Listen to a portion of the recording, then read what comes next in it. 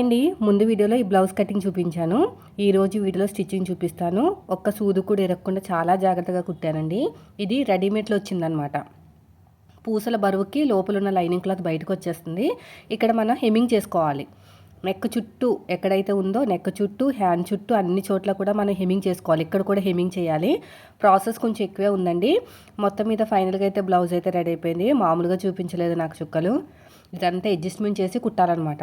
అంటే మనం కొలత ఇచ్చి మార్కింగ్ వేసి వాళ్ళు ఏమీ మనకి డిజైన్ చేసి ఇవ్వలేదు కాబట్టి కొంచెం స్టిచ్చింగ్ చేసే వాళ్ళకి ఇబ్బంది. ఇప్పుడు వచ్చేసి షేప్ బెల్ట్ అయితే కుడుతున్నాను. కొంచెం జాయింట్ పడ్డాయి, జాయింట్లు వేశాను. కింద ఒరిజినల్ క్లాత్, పైన లైనింగ్ క్లాత్. ఏ షేప్ అయితే మీకు ఉక్సు పట్టి కాజా పట్టి వైపుకి వెళ్తుందో ఆ షేప్ అనేది పాదం వైపు పెట్టండి. కింద ఒరిజినల్ క్లాత్, పైన 2 లేయర్స్ ఉన్న లైనింగ్ క్లాత్ పెట్టాను. నేను 1 మీటర్ లైనింగ్ 1.5 మీటర్ లైనింగ్ తీసుకున్నా కూడా నాకు అంతంత మాత్రమే వచ్చిందండి. ఇప్పుడు వచ్చేసి ఇలా ఓపెన్ చేసేసుకుని ఒక టాప్ స్టిచ్ వేసుకుని మళ్ళీ క్లోజ్ చేసుకుని కార్నర్కి ఒక కుట్టు అయితే వేసేసుకోండి. ఇలా కార్నర్కి.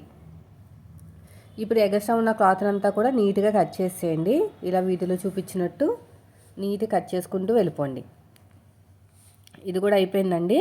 తర్వాత వచ్చేసి రెండో షేప్ బెల్ట్. కొంచెం క్లాత్ అనేది అడ్జస్ట్మెంట్ అనేది కష్టంగానే ఉంది, కానీ అలాగే చేసుకోవాలి మనం.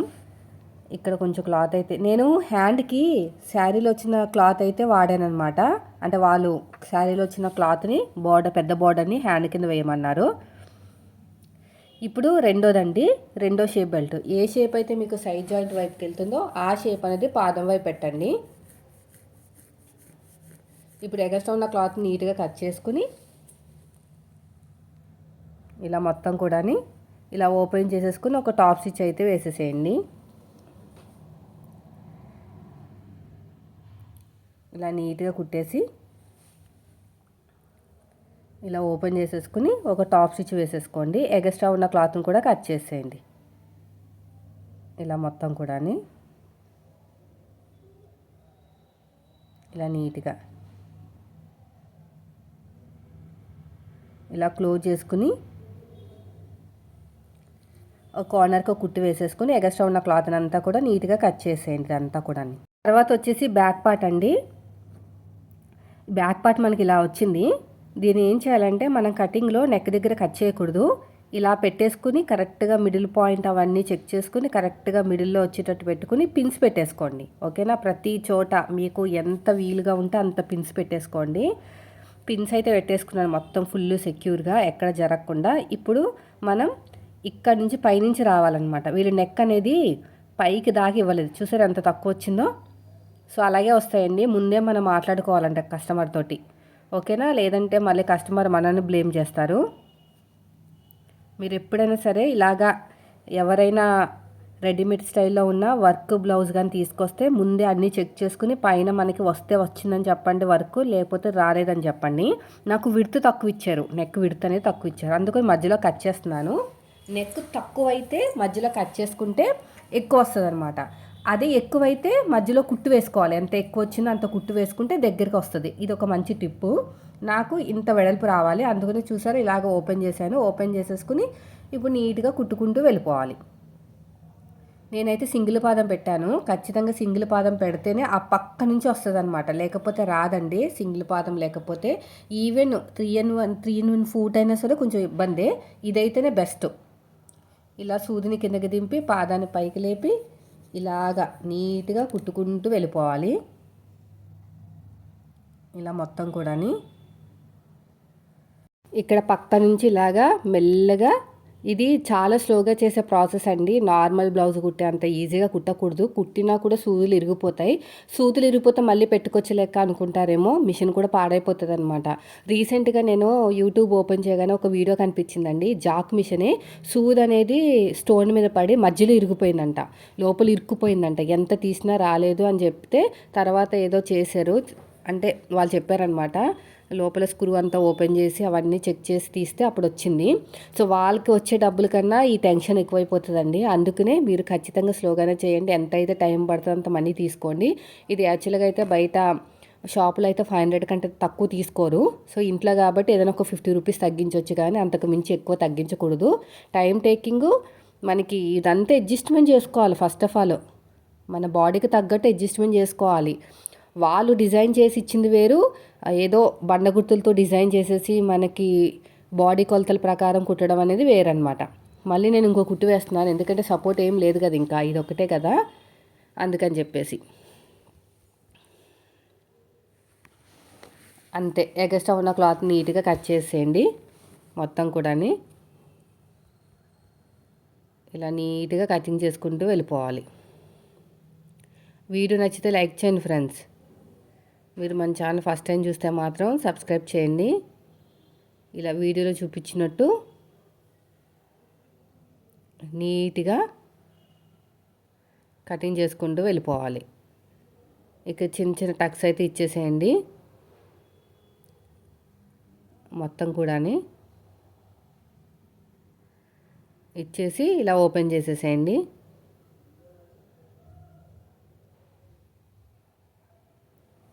ఇలా మొత్తం ఇలా బయటికి లాగేస్తే ఇలా వచ్చిందనమాట. ఇప్పుడు మొత్తం కూడా జాయిన్ చేసేసుకోండి, నీట్గా జాయిన్ చేసుకోవాలి. అయిపోయిన తర్వాత ఫ్రంట్ పార్ట్ కూడా సేమ్ నెక్ అలాగే కుట్టేసేయండి. కావాలంటే నేను షార్ట్ వీడియోలో షేర్ చేస్తాను మీకు. అయిపోయిందండి. తర్వాత రెండోది కూడా అంతే.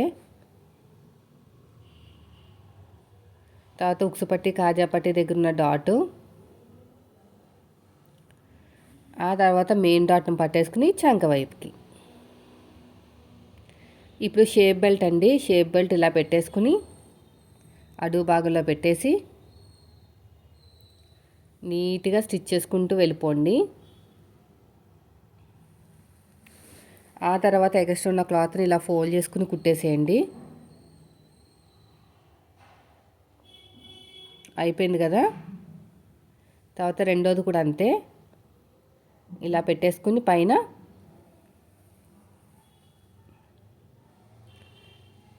ఇలా ఫోల్డ్ చేసుకుని నీట్గా స్టిచ్ చేసుకుంటూ వెళ్ళిపోండి. తర్వాత ఇదంతా లోపలికి ఫోల్డ్ చేసేసుకుని స్టిచ్ వేసేసుకోండి.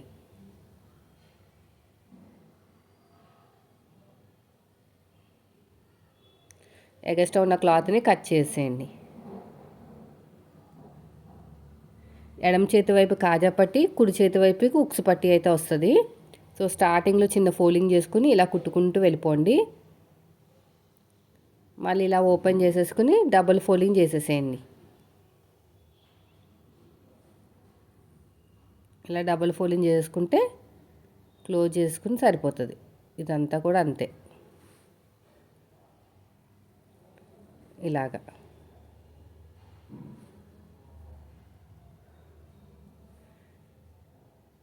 ఇలా లోపలికి మొత్తం కూడా క్లాత్ అంతా లోపలికి ఫోల్డ్ చేసేసుకోవాలి. ఇటువైపు తిప్పేసుకోండి, ఇటు సైడ్ కూడా అంతే.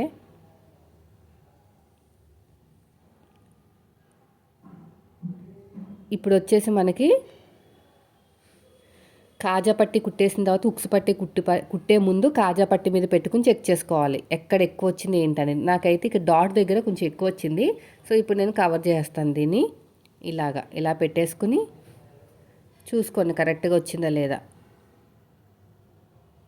ఇలా పెట్టుకోవాలన్నమాట. ఇలా కొంచెం మళ్ళీ ఇంకా కొంచెం ఎక్కువ వచ్చింది నాకు. అయిపోయిందండి. ఇప్పుడు వచ్చేసి నేను 1.5 ఇంచు వెడల్పుతోటి లైనింగ్ క్లాత్ అయితే తీసుకుంటున్నాను. పైన పెట్టేసి కుట్టుకుని డాట్ వచ్చిన చోట చిన్న ఫ్రిల్ అయితే పెట్టాలి. మళ్ళీ ఒక టాప్ స్టిచ్ వేసేసుకోండి. ఇప్పుడు ఎగస్ట్రా ఉన్న క్లాత్ అంతా కూడా నీట్గా ఇలా ఫోల్డ్ చేసేసేయండి. ఇది మొత్తం కూడా ఇదంతా ఫోల్డ్ చేసుకుని వెళ్ళిపోవాలి. కొంచెం అక్కడ స్టోన్స్ వచ్చాయి చూసుకుని చేసుకోవాలి. ఇప్పుడు ఒక దాని మీద ఒకటి పెట్టి చెక్ చేసుకోండి కరెక్ట్గా వచ్చిందా లేదా. అయిపోయిందండి. చూసారా ఇలా ఉంది బ్యాక్ పార్ట్. ఇక్కడ థ్రెడ్స్ వస్తాయి.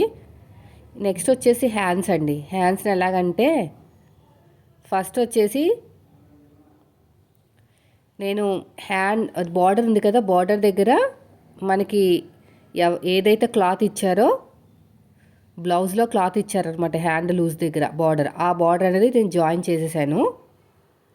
చేత్తో జాయిన్ చేసుకోవాలి. అదంతా కూడా మనకి కట్ వర్క్ వచ్చింది, ఇబ్బంది పడాలి. చేత్తో జాయిన్ చేసేసుకున్నాను.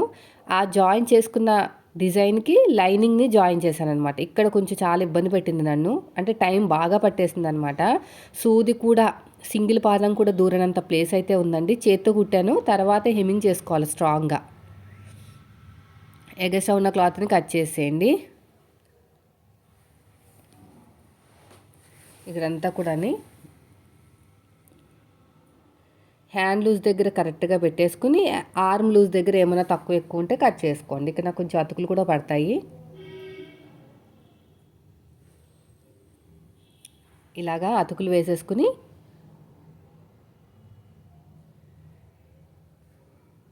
నీట్గా స్టిచ్ అయితే చేసేసుకోండి. వీడియో నచ్చితే లైక్ చేయండి ఫ్రెండ్స్. మీరు మన ఛానల్ ఫస్ట్ టైం చూస్తే మాత్రం సబ్స్క్రైబ్ చేయండి. ఇలా ఓకేనా? ఇక్కడ కూడా అంతే.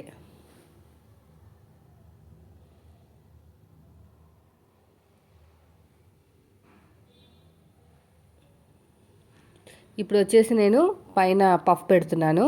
ఎక్కడైతే స్టార్ట్ చేసామో అక్కడి నుంచి మన వైపుకి, తర్వాత మిడిల్ నుంచి పాదం వైపుకి ఒక స్టిచ్ వేసేసుకోండి. ఇలాగా చూసారు ఎంత బాగా వచ్చేసిందో. నెక్స్ట్ వచ్చేసి రెండో హ్యాండ్ కూడా అలాగే రెడీ చేసుకోండి. నాకు బార్డర్ ఎక్కడైతే ఉందో ఆ బార్డర్కి మనకి బ్లౌజ్లో వచ్చిన వర్క్ ఉంది కదా, హ్యాండ్ లూజ్ దగ్గర వర్క్ ఇస్తారు కదా, అది జాయిన్ చేసుకోవాలన్నమాట. సో ఇప్పుడు వచ్చేసి షోల్డర్స్ని జాయిన్ చేసేసుకుని మనం ఇక్కడ హ్యాండ్స్ని కూడా జాయిన్ చేసేసుకోవాలి. మళ్ళీ బ్లౌజ్ని ఉల్టా తిప్పేసేయండి. మళ్ళీ ఇటువైపు కూడా అంతే, ఇలా నీట్గా కుట్టుకుంటూ వెళ్ళిపోండి. ఇలా మొత్తం కూడా మళ్ళీ ఫస్ట్ నుంచి లాస్ట్ వరకు ఇంకొక స్టిచ్ అయితే వేసేసేయండి. ఇలా ఫస్ట్ నుంచి లాస్ట్ వరకు ఇలా నీట్గా కుట్టుకుంటూ వెళ్ళిపోవాలి. రెండో వైపు కూడా అంతే. చూసారు ఎంత బాగా వచ్చేసిందో. రెండో వైపు కూడా అంతే. ఇలా మిడిల్లో పెట్టేసుకుని ఇలా కరెక్ట్గా రఫ్ ఇచ్చేసేయండి. ఫస్ట్ వచ్చేసి మన వైపుకి,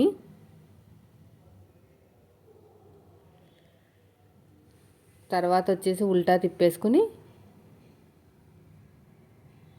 మళ్ళీ ఇటువైపుకి అలా కుట్టు వేయాలన్నమాట. ఇలా నీట్గా చూసాను ఎంత బాగా వచ్చేస్తుందో. మన వైపుకి ఇలా కుట్టుకుంటూ వెళ్ళిపోండి.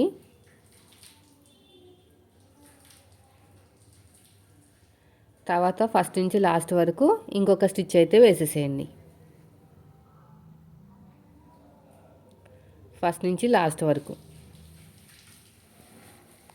ఇది కూడా అయిపోయిందండి. ఇప్పుడు మనం సైడ్ జాయింట్ అయితే చేసేద్దాం. హ్యాండ్ లూజు, ఆర్మ్ లూజు, నడుము లూజు ఈ మూడింటిని కలుపుకుంటూ వెళ్ళిపోండి. హ్యాండ్ లూజ్ దగ్గర మీకు ఏమైనా వర్క్ వస్తే కొంచెం దాటించేసి కుట్టండి. అక్కడ మన చేతితోటి గట్టిగా ప్రెస్ చేసుకోవాలి. అదే చేతితోటి హెమ్మింగ్ లాగా నాట్స్ వేయాలన్నమాట, లేదంటే సూదులు ఇరుకుపోతాయి. తర్వాత వచ్చేసి arm loose, hand loose, arm loose ఈ రెండు కూడా మార్కింగ్ వేసుకోండి. తర్వాత నడుము లూజు ఆల్రెడీ మనం వేసేసాము, ప్రాబ్లం లేదు. ఇలా నీట్గా కుట్టుకుంటూ వెళ్ళిపోవటమే. ఇక్కడ కూడా అంతే, కరెక్ట్గా పెట్టేసుకుని ఇలా స్ట్రెయిట్గా స్టిచ్ చేసుకుంటూ వెళ్ళిపోండి. ఓకేనా? ఇక్కడ కరెక్ట్గా ఇలా పెట్టేసుకోండి. నీట్గా కుట్టుకుంటూ వెళ్ళిపోవాలి. రఫ్ ఇచ్చేసేయండి. రఫ్ ఇచ్చేసి స్టిచ్ అయితే వేసేసుకోండి. మళ్ళీ ఇంకొక స్టిచ్, అలా మొత్తానికి 3 స్టిచ్చెస్ అయితే వేసుకోవాలి. ఈ సైడ్ కూడా అంతే. ఎగస్ట్రా ఉన్న క్లాత్ను కూడా కట్ చేసేసేయండి. ఇలా సైడ్కి స్టిచ్ వేసిన తర్వాత ఎగస్ట్రా ఉన్న క్లాత్ను కూడా నీట్గా కట్ చేసేయండి, సరిపోతుంది. అంతేనండి, చూసారు కదా ఎంత సింపుల్గా అయిపోయిందో. సో మీరు కూడా ఇదే మెథడ్లో కట్ చేసి కుట్టారంటే మీకు కూడా ఎంత కష్టమైనది వచ్చినా కూడా మీకు పర్ఫెక్ట్గా వచ్చేస్తుంది అనమాట.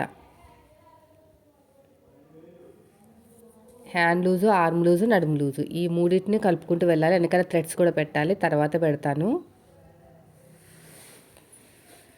ఇలా స్ట్రెయిట్గా కుట్టుకుంటూ వచ్చేసేయండి. ఇలా స్ట్రెయిట్గా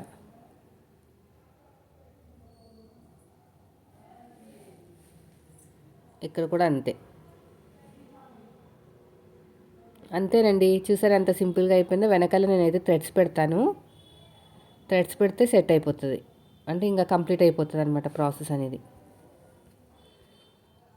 మనల్ని ఇబ్బంది పెట్టినా కూడా ఫైనల్గా బ్లౌజ్ రెడీ అయిన తర్వాత దాని లుక్ చూడగానే మనం ఎంతైతే కష్టపడ్డామో ఆ కష్టం అంతా మర్చిపోతాము.